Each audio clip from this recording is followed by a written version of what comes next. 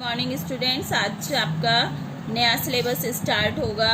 नए सिलेबस में आपके चैप्टर 9, 10, 11 हैं, 3 चैप्टर हैं और जो आपके रिपीटेड चैप्टर हैं वो मैं आपको सिलेबस में लिख के दूंगी। तो आपको नया सिलेबस लिख के कॉपी में, उसके बाद चैप्टर 9 आप वहाँ पे काम करना शुरू करेंगे। ओके, तो अब हम स्टार्ट करते हैं आपका new chapter 9, locating places. Okay, we locate the place with the help of direction. There are 4 main directions: east, west, north and south. हम प्लेसेस की डायरेक्शन की वजह से लोकेट करते हैं, है ना बच्चों। जो प्लेसेस होते हैं, जो स्थान होती हैं, जो जगह होती हैं, हम उनको डायरेक्शन की वजह से लोकेट करते हैं कि आगरा इस वाली डायरेक्शन में है या मेरठ इस डायरेक्शन में है, किठौर इस डायरेक्शन में है ना। तो वे सब डायरेक्शंस में होते हैं जिनको हम लोकेट करते हैं। There are 4 main directions. 4 directions होती हैं जो मेन होती हैं। कौन कौन सी? East, west, north and south. Okay, let's recall that the sun rises in the east and sets in the west. These directions remain the same and never change. Sun east में उगता है और waste में छिपता है। ये सभी बच्चों को पता है ना कि जो सन होता है, सूरज होता है, वह ईस्ट में उगता है और वेस्ट में छिपता है। ये डायरेक्शंस कभी भी चेंज नहीं होती हैं। ओके, आपको इस पिक्चर में देखिए, ये मैप दिखाई दे रहा है। ये हमारा वर्ल्ड मैप है पूरे संसार का। ओके, इसमें ये आप अपनी बुक में देखेंगे बहुत ध्यान से कि इंडिया कहाँ पर है ना।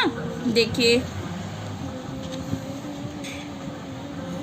ये सब आप अपने आप देखेंगे ध्यान से। ओके, चलिए next is our earth is his. We represent the whole earth on a globe, but it is difficult to use. It is carry a long place, so we use maps. हमारी अर्थ बहुत बड़ी है, इस वजह से हम उसे ग्लोब पर रिप्रेजेंट करते हैं, है ना बच्चों। अब आप पूछेंगे कि ग्लोब क्या होती है। देखिए, सबसे पहले तो ग्लोब की पिक्चर देखिए।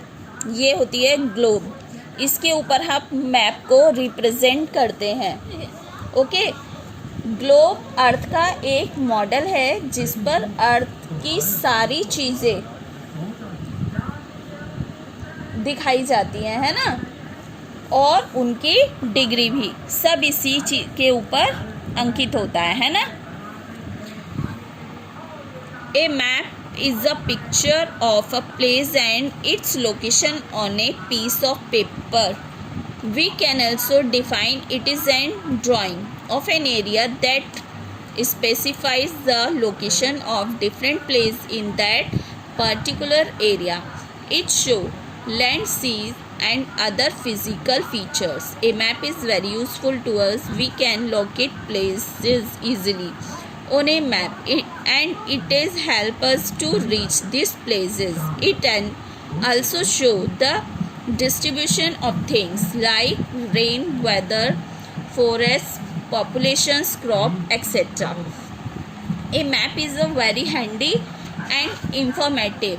The science of making map is called cartography. The person who makes map is called a cartographer. There are 2 kinds of maps: physical map and geological map. देखिए बच्चों, अब मैं आपको पूरा एक बार इसको हिंदी में समझा देती हूँ जिससे आपको ये आसानी से समझ में आ जाए। हमारी अर्थ बहुत बड़ी है, इस वजह से हम उसे ग्लोब पर रिप्रेजेंट करते हैं। जैसा कि मैंने अभी बताया कि ग्लोब क्या होती है, आपको ग्लोब की पिक्चर भी दिखाई मैंने। हम ग्लोब को हर जगह नहीं लेके जा सकते हैं, इसलिए मैप यूज़ किया जाता है। मैप एक पेपर पर बना हुआ होता है जिस पर जगह लोकेट रहती हैं, है ना। कि कौन सी जगह कौन सी दिशा में है, ये हमें मैप से पता चलता है।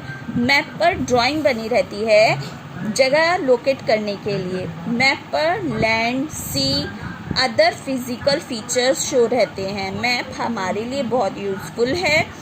मैप में हम जगह आसानी से लोकेट कर सकते हैं। अगर हम कहीं अनजान जगह जा रहे हैं और हम आजकल तो मैप जो होता है हमारे फ़ोन में होता है ना, सबके पास अब फ़ोन होते हैं, तो फ़ोन खोलो और मैप देख लो, मैप शो कर देता है कौन सी जगह कहाँ है और हमें किस डायरेक्शन में जाना है। पहले टाइम में ये होता था कि जी मैप कागज़ पे बने होते थे, ये होता था, है ना। तो आजकल तो ज़माना एडवांस हो गया है, तो मैप भी हमारे साथ साथ ही चलता है, कभी भी खोल के देख लो, है ना। मैप में हम जगह आसानी से लोकेट कर सकते हैं। मैप में हम ये भी देख सकते हैं कि कहाँ पर बारिश हो रही है, कहाँ पर वेदर कैसा है, कहाँ फॉरेस्ट है और कहाँ पर कितनी पॉपुलेशन है और कहाँ पर कैसी क्रॉप ग्रो करती है। ओके, मैप एक बहुत यूज़फुल चीज़ है। यह बहुत इंफॉर्मेटिव होता है। साइंस में मैप को बनाने की विधि को क्या कहते हैं? कार्टोग्राफी, है ना। और मैप बनाने वाले को क्या कहते हैं? Cartographer. Okay, there are two kinds of map, physical map and political map. Map दो तरह के होते हैं। कौन कौन से? फिजिकल मैप और पॉलिटिकल मैप। देखिए, ये आपका इंडिया फिजिकल मैप है ना।